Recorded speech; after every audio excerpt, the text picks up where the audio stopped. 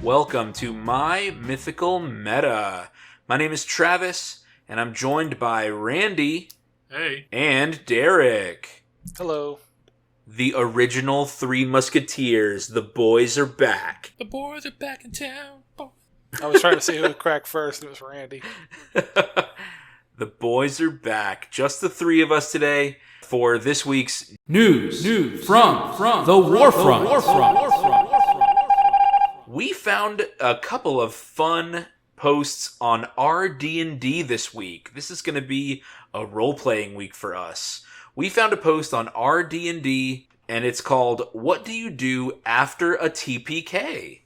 This is a short post asking for a little DMing tip, where they said, what I mean is, what's your particular move? Do you have the players roll new characters? Do you have them pick up where the last group died?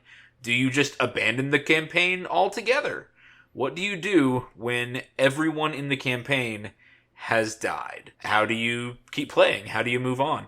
I love this post. It's super short, sweet, just asking for a little role-playing game tip, and I don't remember if this has ever happened to me. Has this ever happened to you guys?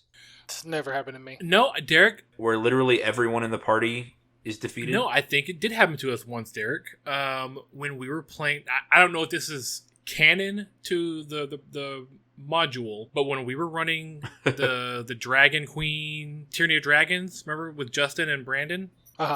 After the first module, I think our characters just died in some way. I think like my barbarian went out into the wilderness, out in like some frozen waste. An owlbear. Oh, that was never confirmed. It was confirmed. We found your axe with the owlbear. I mean, I could have lent it to the owlbear. Okay, we didn't see the body, I suppose. Yeah, there's no body. My guy was a dragon. Your axe to the owlbear. I mean, my guy was a dragon that was. I'm going to tell my story, and you guys aren't going to interrupt me. It was a dragon who turned into, was cursed, or not cursed, but whatever, into a dragonborn, and then he was redeemed at the end of the story and became a dragon again. Now you guys can interrupt me. Now it's not interrupting. Well, I'll start talking and you guys okay, there we go. Okay, it's perfect timing. so like my druid, and anyway, I think for the second part of the second half of the story, the second module for that that pre-made whatever, I think we rolled up new characters, and it had us kind of like, we didn't pick up where we left off. It was like we picked up as being selected as like emissaries for our individual like race, like it was like a council of races. I think were coming together to try to like figure out what this threat was, and we were just kind of like picked by our delegates to be like, you're going to be the adventurer for the elf group, you're going to be the adventurer for the halfling group, and y'all are going to go out and try to figure out what's going on. Okay. So that was one way we did it. We picked up just same storyline, new perspective. Yeah, and I think that's just because we wanted to do new characters. Also. Yeah. I mean, like I said, I don't remember how that officially goes or not. It could have been that maybe our original characters were supposed to become those, but we just, wanted something new.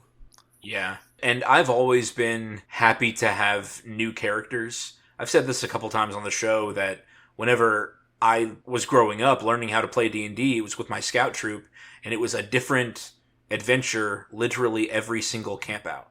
So I was always making new characters, and once we started playing longer form games in high school and in college, and today, like a character dying like means nothing to me, and I'm always ready to roll up a new one.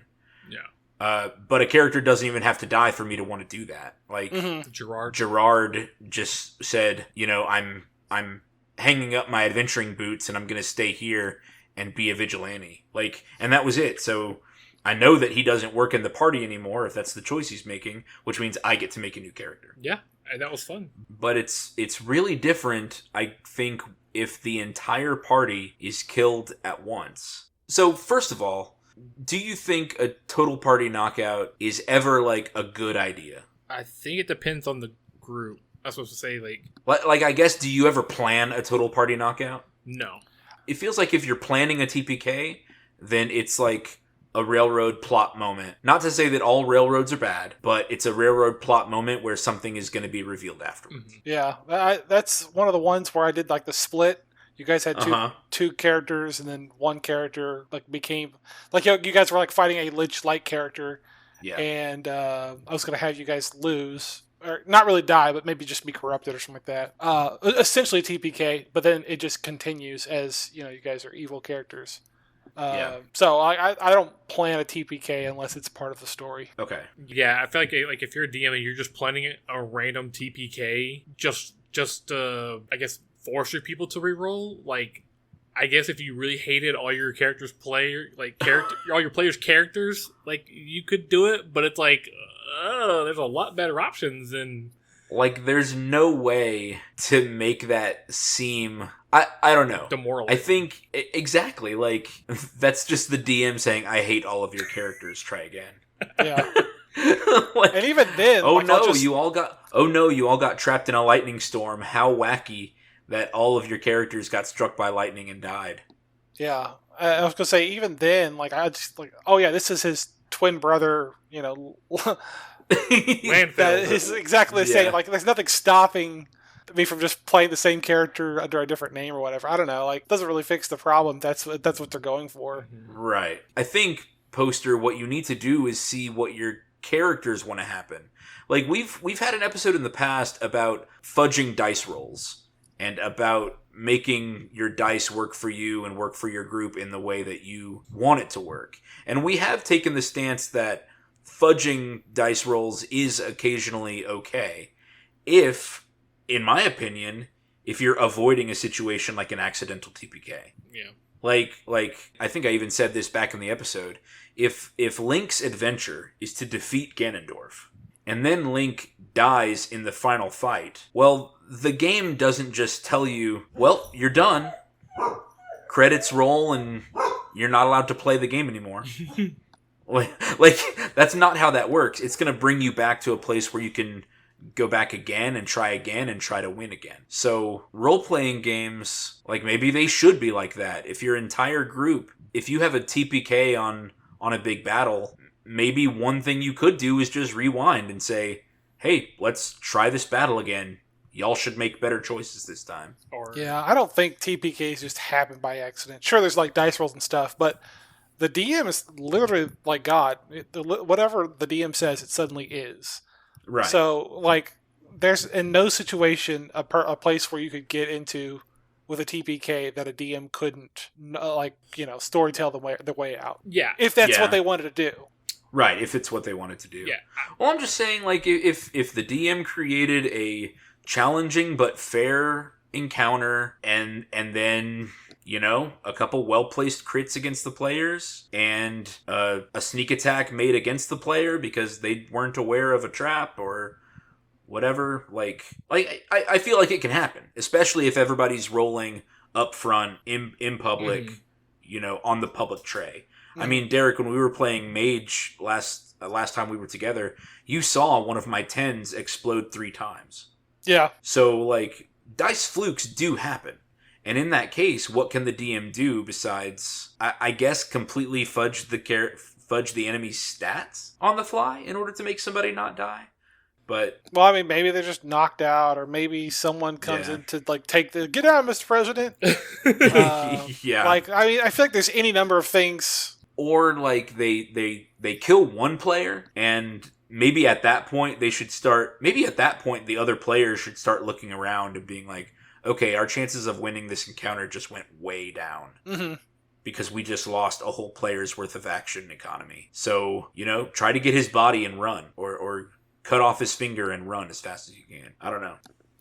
Yeah, I was gonna say, I think maybe if you want to run a campaign where that is a very real possibility, I think it's a session 0 thing of like, hey, I think I've said this before where it's like when you have that session 0 talk, that should kind of set the base of like what the DM is kind of wanting to play and what the players are wanting to play. And but I think if both sides are like, yeah, we want a like open roll, no mercy. Yeah, like don't baby us, but like don't of course go Elden Ring hard mode, one hit kill, TPK kind of stuff. Yeah. But it's like, no, like, if you want us to have a challenging fight where it's one of those situations where it's like, no, maybe you're not supposed to win, maybe you are supposed to run, and that's kind of like the story point is he's too strong, we must retreat and find another way to stop him. Because it's like, that's the story. But if you stay and fight, maybe you will beat him. But maybe it's going to be a TPK. And that's something that, like, if the party, I feel like, agrees to at the beginning in a session 0 of, like, we are okay with TPK if it's from our own decisions. Yeah. Then, it's like, well, TPK. And I would... Where you go from there, though, is tough. I think where you go from there is almost like another session 0. It is going to be a reset no matter what you decide. Yeah. No matter what you decide after the entire party is killed is a reset. It is a starting something new. So I think at that point, you as the DM, because remember, DM, it's not just your game. Everybody's game. And everyone should have input onto how this story is told.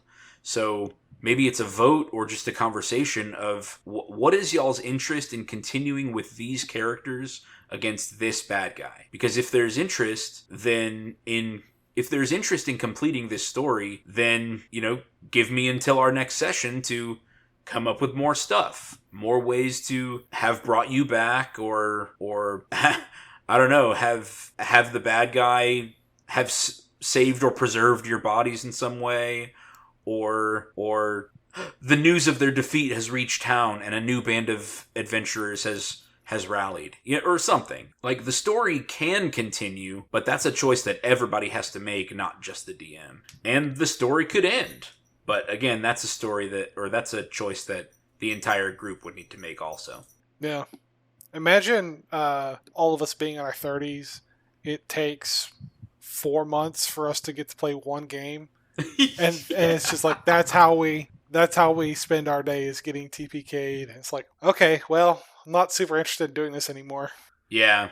If you're the DM and you're playing the kind of game that I was talking about before, where it's like, hey, we're open roles, nitty gritty, like hard mode.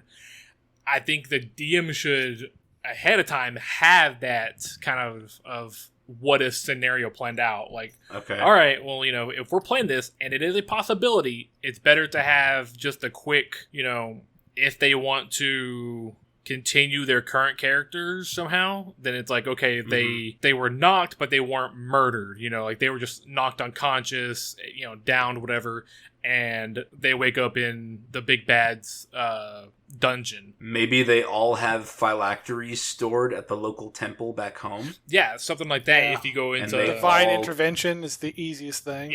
Yeah, Divine Intervention is an easy go-to, which frankly, it's one that I love. I love to fulfill ancient prophecies. Yeah. And to be the chosen one. I love that shit. Yeah.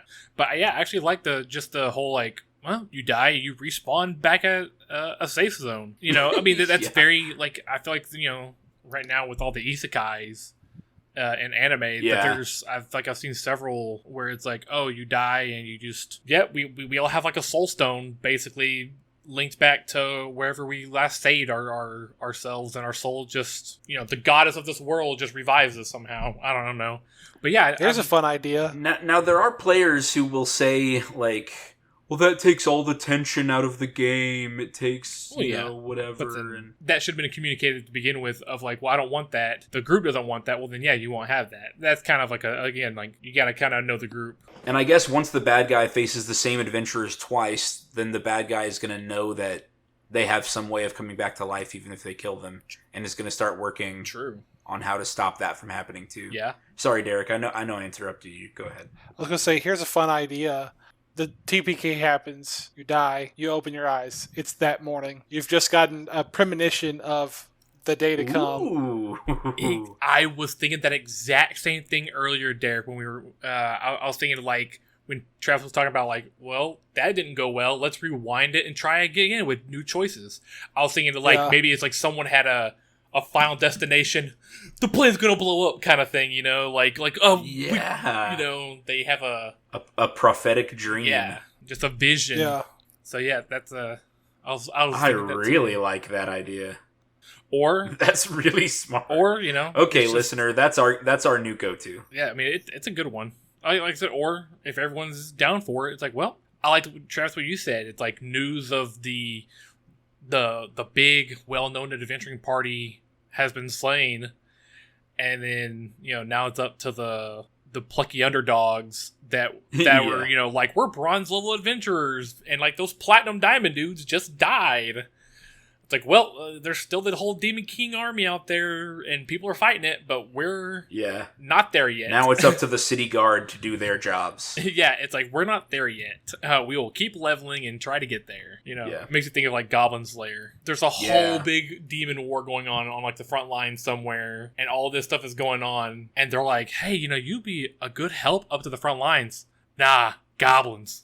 I gotta keep killing these goblins around here. It's like, Yeah. So I think that's our advice there, is you need to gauge how invested your current players are. Where do they want to go with the game? Do they want to try the fight again and make different choices? Are they ready to pack it up and try something new? Those are what we think. And in terms of a go-to move, I love that idea, Derek, of waking up with a bad premonition. I've got a bad feeling about this, and realizing that something bad might happen if you make the same choices. I had a whole idea of a campaign session or whatever. Not necessarily an arc, but you guys would, I don't know which campaign I was going to throw this into, but you guys were going to assault this fortress or whatever. And the night before, you guys are met by some kind of soothsayer type of person or whatever, and that's basically confirming your start point or your restart point. Mm-hmm. And it would just be an absolutely brutal siege that you guys try to get through, and you guys would die, and maybe one person would get dead, and you just have to keep going until all four of you died, and then you reset the next morning, and it's just like a Groundhog Day of trying to siege this tower before the whole world ends or something like that. It's a trope it's a trope because it's been repeated a few times, but damn it if it's not a really interesting one. Yeah. The Adventure Zone did it in that arc. Cave one, the mines. It's called the 11th Hour. The 11th Hour. With the arc. That's right. Yeah, that's right. I was thinking of that exact same thing. I mean, check that out, listener. If you want a really great Groundhog's Day D&D adventure, it's really awesome. Time loop tropes are they're probably top 2 favorite tropes of all time. I love them so much. Really? Yeah. Wow, Derek. I cannot get enough of them. Kristen hates them. I know. Absolutely she's despises time travel. You should watch there's a horror movie where it's a Groundhog Day situation. Happy Death Day. Happy Death Day, yeah. Happy Death Day. Ooh. And Happy Death Day 2. Yeah, I like those. You have my attention. Yeah. All right, good ideas. Okay, Randy, what is our Patreon address? Patreon.com/MyMythicalMeta. Perfect. Derek, how can people contact us with their own News from the Warfront questions, or if they just want to contact us for ideas about the pod or questions in general? Okay, you want to pick up your rotary phone, you're going to type in My Mythical Meta. It'll go directly to us. So one of the four of us will pick up, and we will take your letter down. The way you can really do it... Click. Click. Yeah. The way you can really do it is go to mymythicalmeta@gmail.com. Perfect. Someone gets it. I don't know. It's not me. It's me.